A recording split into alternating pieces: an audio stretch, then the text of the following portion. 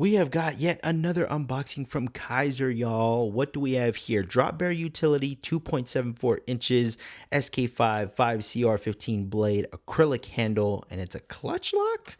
Okay, a clutch lock is like the access lock to Benchmade or a crossbar lock. Wow. Now, I'm not going to lie, I've been rocking the Civivi Elementum utility, and this just might take the throne. Let's check it out. We got some extra blades there. Holy moly, utility. Look at this beauty of a thing here.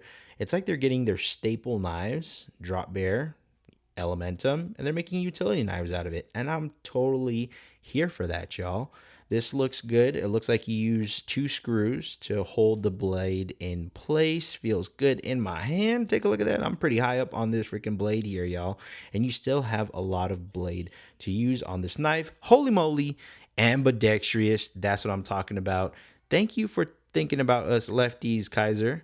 The clutch lock is nice. It's not too loose, not too firm. Flick it open. All right, there we go. This feels really good in hand. This might just take the pocket space instead of my Elementum. I like the action on it as well. Minimal Kizer logos. You can switch this out. TSA compliant, I'm sure, if you can take that blade out.